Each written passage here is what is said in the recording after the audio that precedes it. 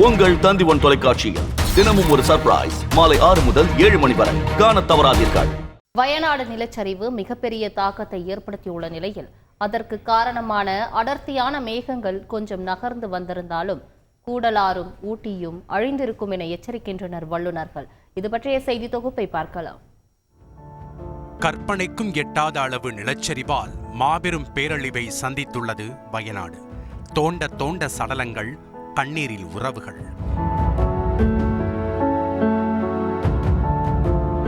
பேய் மழை கொட்டி தீர்க்க மண் சரிந்து மாண்டு போயின உயிர்கள். காரணம் என்ன? இந்த வருடம் அரபிக்கடலில் தென்கிழக்கு பகுதிகளில் அதிகமான சூடேற்றம். 2019 இதே மலையாள நாட்டில் இதே மாதிரி அந்த பகுதியில் நடந்தது.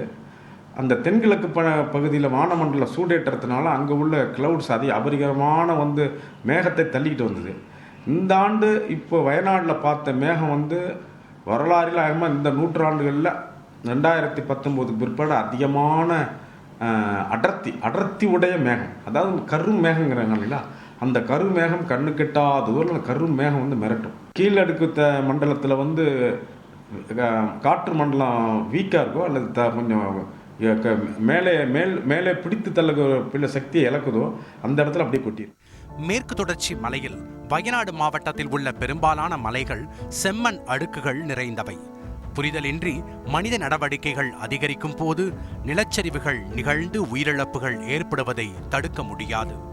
மலைப்பகுதிகளில் செம்மண் அடுக்குகளில் ஏற்படும் நிலச்சரிவே டெப்ரிஸ் ஃப்ளோ லேண்ட்ஸ்லிப். வயநாட்டில் ஏற்பட்டிருக்கும் நிலச்சரிவும் இவ்வகையைச் சேர்ந்ததாக இருக்க வாய்ப்புண்டு.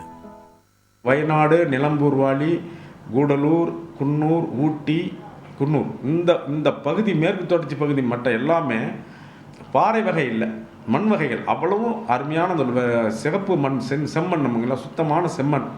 ஒரு 15 அடியிலேருந்து 100 அடி 200 அடி உயரம் உள்ள செம்மண் பகுதி.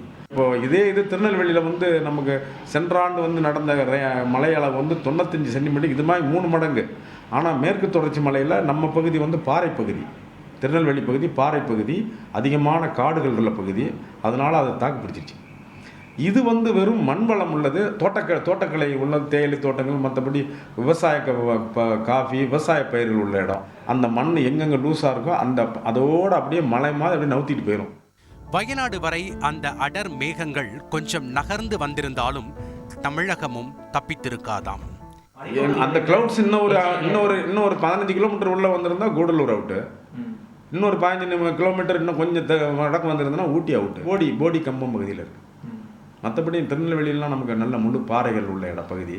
போடி கம்பம் பகுதியில் தேயிலை தோட்டம், அதுக்கு நேரடியாக இந்த பயாலஜிக்கல் இண்டிகேட்டர்பாங்க, அதாவது தாவர இயல்களே உங்களுக்கு சொல்லிக் கொடுக்கும். தேயிலை காப்பி தோட்டங்கள் உள்ள பகுதிகள் தான் இது அந்த நிலநடுக்கம் வரும். ஏன்னா அங்கே தான் மண் பகுதி அதிகம். மூணாறுலேருந்து உங்களுக்கு அப்படியே காஃபி தோட்டங்கள் எங்கெங்கே இருக்குதோ, தேயிலை தோட்டங்கள் எங்கெங்கே இருக்குதோ அந்த பகுதிகள் தான் அதிக மண் வளம் உள்ள இடம். அதனால் இப்போ சயின்டிஃபிக்காக அவங்க ஏற்கனவே அதனால தான் அந்த தேயிலை தோட்டங்கள் காப்பி தோட்டங்கள் நட்டாங்க. அதெல்லாம் அதிக மண் வள விடும். அங்கே எல்லாமே இந்த லேண்ட்ஸ்லைட் நடக்கும். எல்லா டெப்ரிஸ்ங்கிறதுங்க அதனுடைய சேதாரத்தில் உள்ள எல்லாமே சேர்ந்து தான். மனித உயிராக இருக்கலாம், மிருகங்களாக இருக்கலாம், செடி கொடி தாவரங்களாக இருக்கலாம், எல்லாம் சேர்ந்து தான் டெப்ரிஸ்ன்னு சொல்கிறது. இனி பேரிடர்கள் அதிகமாக இருக்கும் எனவும் அவற்றை கணக்கிடவே முடியாது என்றும் புவியியல் ஆய்வாளர்கள் எச்சரிக்கை விடுத்துள்ளனர். அந்த cloud formation, density cloud formation வந்த உடனே வானிலை மையம் இது அவங்களுக்கு வார்ன் பண்ணிடும். ஏன்னா இந்த மாதிரி ஒரு டென்சிட்டி ஆஃப் கிளவுட்ஸ் வரக்கூடாது, வந்துருச்சு, ஐயோ உங்களுக்கு ஏதோ ஆபத்து வரப்போகுதுன்னு வானிலை மையம் அறிவிக்கணும். அதுக்குண்டான மாதிரி உங்களுக்கு மெட்ரலாஜிக்கல் ஸ்டேஷன் நம்பர் இன்க்ரீஸ் பண்ணணும். இனிமேல் பேரிடர் மேலாண்மைக்கு வானிலை மையங்களை அதிகமாக இம்ப்ரூவ் பண்ணணும். வெஸ்டர்ன் காட்ஸ் பகுதியில் கிளைமேட் எக்ஸ்ட்ரீமிட்டிஸ், காலநிலை ரொம்ப மாறி போனதுனால கணக்கிட முடியவில்லை. அதனால் இதுக்கு தான் டிசாஸ்டர்னு பேரை வச்சாச்சு. இது மாதிரி இனிமேல் பேரிடர்வு அதிகமாக இருக்கும். இனிமேல் உங்களுக்கு வானமண்டலத்தில் உள்ள மாற்றத்திற்கு காரணம் கார்பன் உமிழ்வு, மனிதர்களால் உண்டு பண்ண பாவம் தான் இது இனிமேல் உங்களுக்கு கணக்கிட முடியாது. அதனால தான் அறிவியலில் நம்ம அறிவியல் வல்லுநர்கள் கணிக்கவே முடியல. நடந்த பிற்பாடு இது இப்படி நடந்ததுன்னு எங்களால் சொல்ல முடியுது ஒழிய இதுக்கு முன்னாடி இப்படி நடக்க போகுதுங்கிறது ஃபோர்காஸ்டிங் சிஸ்டம் அது பண்ண முடியல. இப்போ வெளிநாடுகளைப் போல தொழில்நுட்பங்களை புகுத்தினால் மட்டுமே இனிவரும் காலங்களில் இதுபோன்ற பேரிடர்களிலிருந்து கொஞ்சமாவது தப்பிக்க முடியும் என்பதே வல்லுநர்களின் கருத்து. இந்த பேரிடருக்கு உண்டான எல்லா பவரும் ஒரு மாவட்ட ஆட்சியருக்கு என்ன பவர் இருக்கோ அது ஊராட்சி மன்றத்துக்கு அந்த பவர் கொடுத்துடணும். நார்வே, டென்மார்க்லாம் பார்த்தீங்கன்னா அந்த மாதிரி லேண்ட்ஸ்லைட் கூட அது வேறு விதமான லேண்ட்ஸ்லைடு. பட் அதுக்கு என்னன்னு கேட்டிங்கன்னா இவ்வளோ பெரிய திக்கு பார்ப்டு ஒயர் போட்டு ரோடு உயரமான பகுதியெல்லாம் ரோடு பகுதியில் எல்லாமே பார்ப்டு ஒயர் போட்டு அதை இழுத்து மேல் பகுதியில் கட்டிடுறாங்க மண் சரிவை குறைக்கிறதுக்கு. அது மாதிரி நவீன தொழில்நுட்பங்களையும் மேலாண்மையும் கொண்டு வரணும். தந்தி தொலைக்காட்சி செய்திகளுக்காக செய்தியாளர் தாயுமானவன்.